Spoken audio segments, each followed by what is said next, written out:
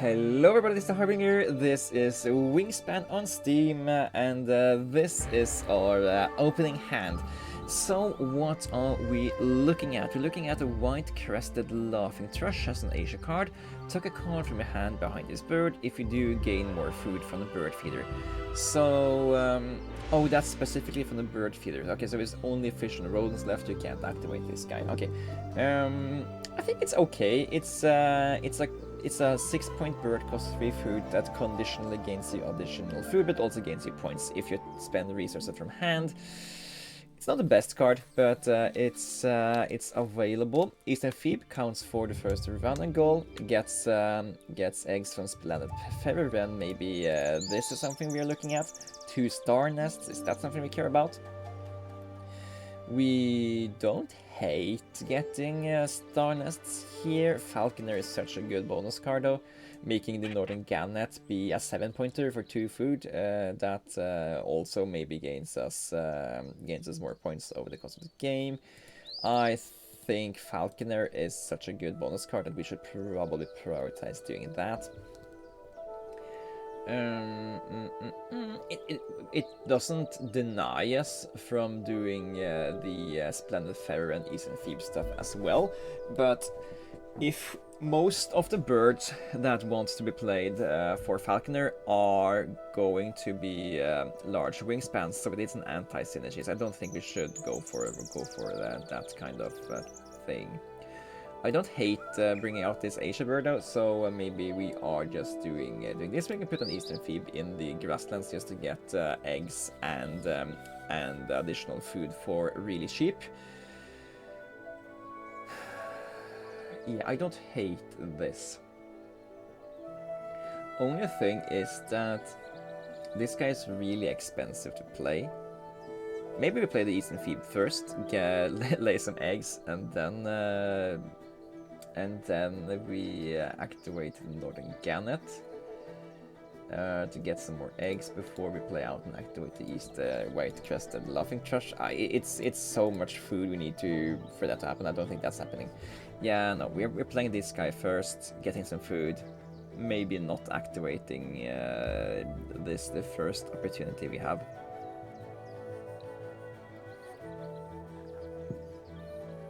I think this is fine. It's not perfect, but it's fine. 2 more predators available in the bird tray. Let's try to manage to pick these guys up, because this guy's a 10-pointer for us. This is a 4-pointer with upside. So yeah, I don't hate trying to make that happen. You know what? Actually, I'm thinking we should try to go for it. Do this first. Get as much food as we can, play the Northern Gannet, and pick up as many predators as possible. I know I wanted to have this guy in the grasslands, so we could get 2 eggs out of him. But I think it's a higher priority to try to get the Gannet down early, so we can get those birds if possible. We couldn't get the great horned owl there, but we could have taken him if we were willing to spend our nectar to get it. Maybe we should have, but it's fine. We don't need all of them, but that would have been a decent food to point ratio bird to have out. But ooh, this guy is just straight up better than this guy at getting food. This guy is so the more I've played that guy, I have realized that he is secretly going to win you the nectar game every time you play him, and I'm going to explain why when I'm activating him next time. But first, we are also picking up the Eurasian Eagle Owl, because this guy lets us is a 6-pointer, and lets us try to get more points. And getting more points is always nice when we have everything else set up. Ooh, Rook! Cache food from your supply on this bird, or tuck card from your hand behind this bird. If you do either, tuck 1 card from the deck. If you do either, tuck card from the deck behind this bird. Oh, this is spend a resource, get another point for free. That's a really good ability, isn't it?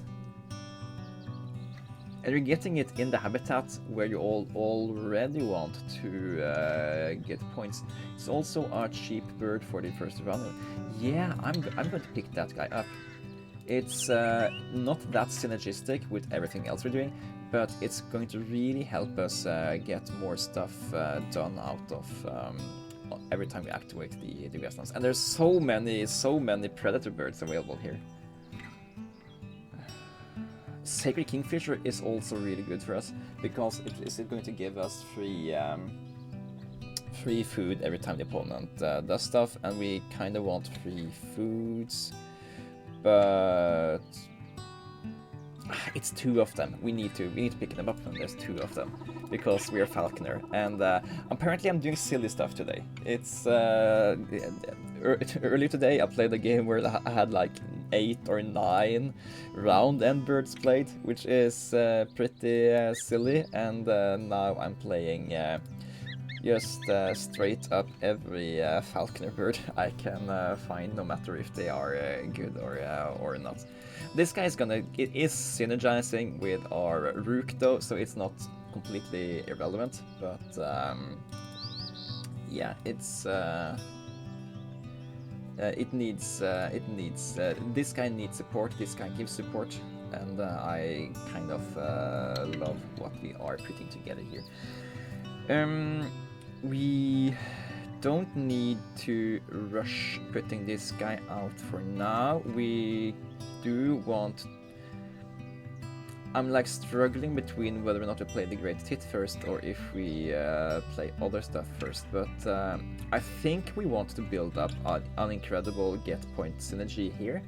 So we're gonna take the Rook, we're gonna take every card we can play in the Grasslands to play in the Grasslands as soon as possible, because activating this plays a lot. Oh, hello there, Oriental Bay Owl. And the main duck, I also see that, but we're not going here. We are going to be this guy, because we're already wanting to play all of these for Falconer, and we are just gonna get so many activations of the Oriental Bay Owl. Yeah. And let's not give the opponent the main duck, so we're gonna take that, and we are going to spend the main duck as fodder for something down. Hang on. How does... I was thinking, how does Oriental Bay Owl work together with Eastern Imperial Eagle? But there's so many cards here I want to pick up. But yeah, okay. This is the final one. This is the final one, unless there comes another one, and it didn't. Okay, but this guy can be played in here where we wanted to play it, and it can be played without picking up more food, which is precisely the stuff I wanted to happen, and we can pay for him with the main duck, and there's so many reasons to activate this guy just now rather than later. Rook. The word rookery comes from these birds who nest in large colonies. Cool. And then we're also gonna play out the Eastern Imperial. We are gonna play you out for the stubble quail, the maned duck, and the grey lag goose, I think. We...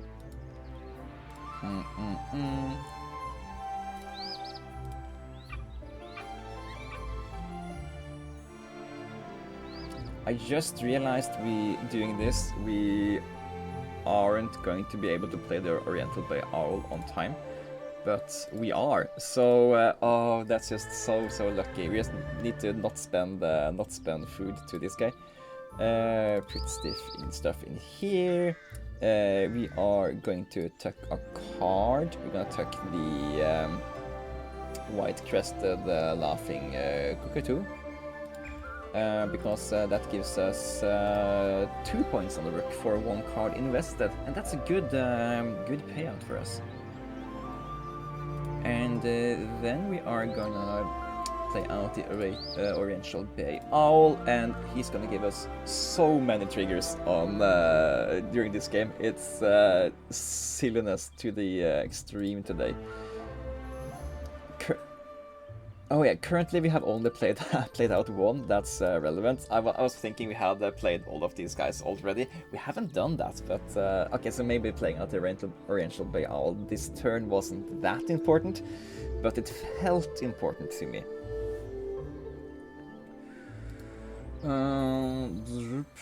We don't care about either of these, at least not for the silliness we're trying to do. So I think we should prioritize putting out these guys. Yes. And since this is how the game turned out, I don't think we care about playing out the Great Tit and the Grosbeak anymore. They are now going to be fodder, so we can pick up additional nectars. And then we can use those nectars to play out these two guys into the grasslands where we want them to be, and then we can just lay tons and tons of eggs and turn the rook into incredible point generator for us, at the same time as the rental by all is also going to get tons and tons of value.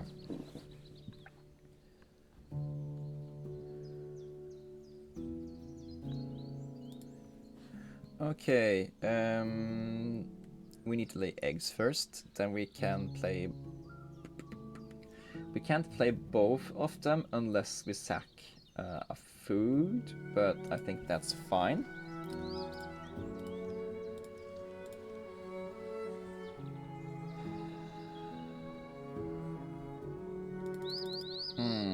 We're not gonna have eggs left here.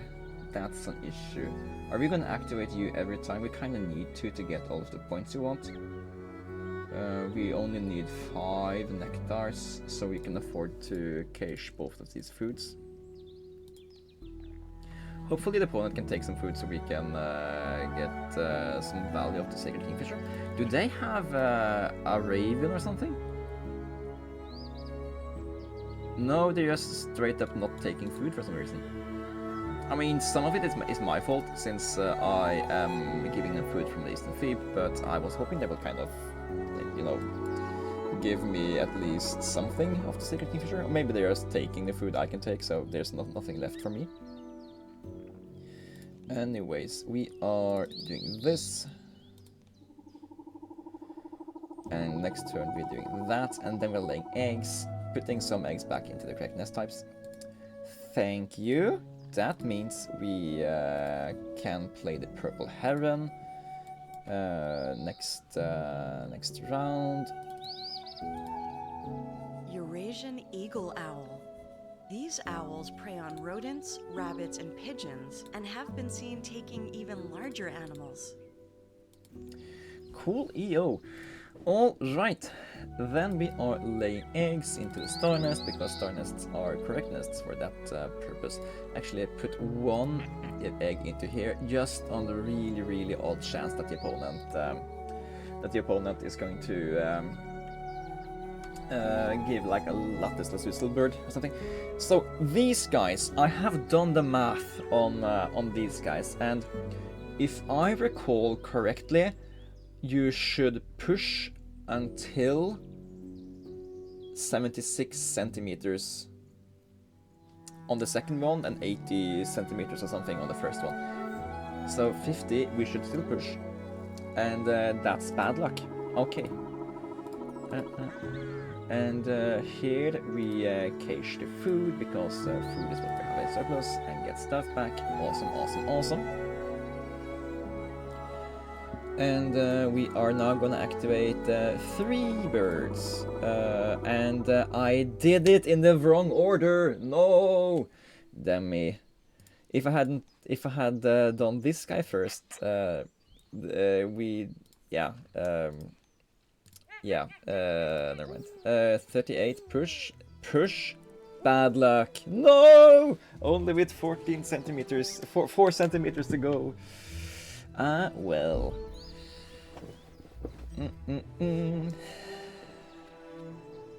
Okay.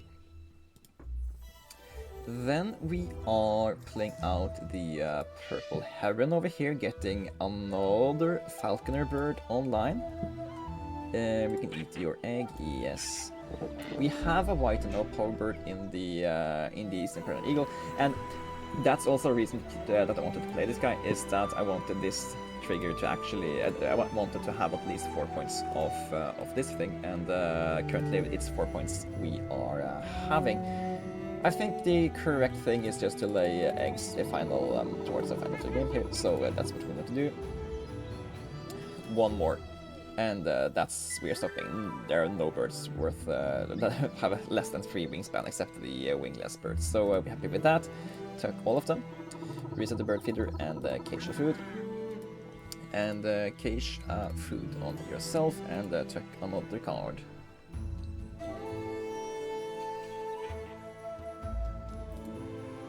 Do it again.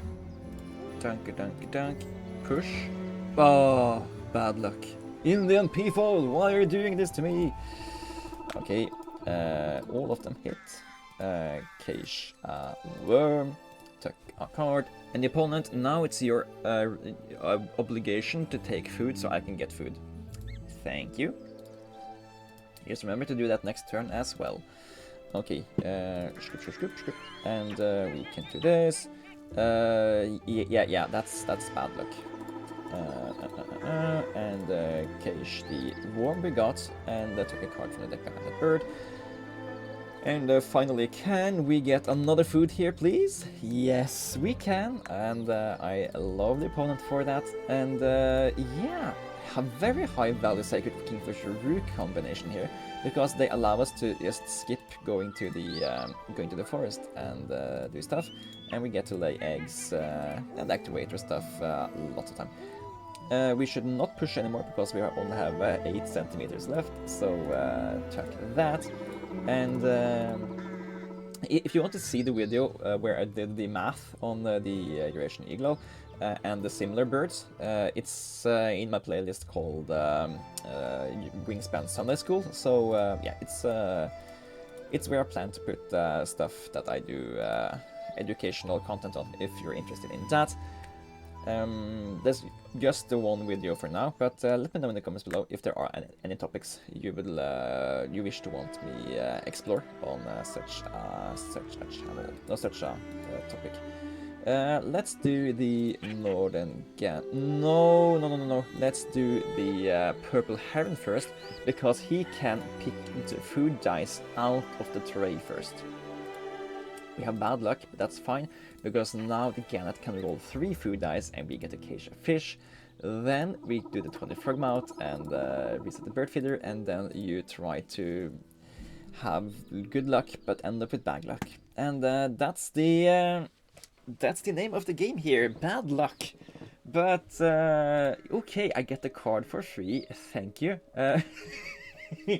This is funny, because this is a bird that when activated gets gifted to the opponent, and it's just gifted to the opponent in a different form this time. Alright, I don't have any delusions that we are scoring particularly high this time, but I think we had a fun game. We got to play a lot of predators that didn't score, but I mean, I think we did get a lot of points the final turns when we only activated the grasslands. But we have played some power birds. Yeah, let's not take any sorrows up front here, and see what's happening. Tucked cards, we should have some points on there, and we did get some nectar points there, and 121. Okay, so it's actually an above average game. I did not expect that, but I do guess we had a pretty powerful bonus card that we went all in on, and even though the Oriental Bay all didn't contribute that much with additional points at the end of the round, we still got a lot of points of the other stuff here. And this rook here, you can just see how powerful this ability is if you have it down early. We caged 6 food on it and tucked 1 card to it, and we got 7 more tucked cards from the deck. So we spent we spent 9 resources to this card while already activating a habit that gave us tons of points. And we got back 15 points. So it's a good word to dump resources into because you get more points back. It's kind of like a sandhill crane in that it spends 1 resources and gets back 2 points, but it is much more flexible in what kind of resources it can take in, and especially if the opponent has birds that gift resources to the opponent, like any of the hummingbirds, any of the snipes, and any sort of birds that gifts resources to the opponent. This guy is going to be very good at converting these resources into additional points if you have them, and he fits in the habitat that already gives you 4 points for his activating habitat. So happy about that. 14 points of Palkner is also pretty fun, and except for the fact that we got a resource of the opponent after the game was done, we also spent all our resources efficiently and ended up at 121 points. And with that, I'd like to say thanks you guys for watching. It's been Harbinger, and I will see you guys in the next one. Take care!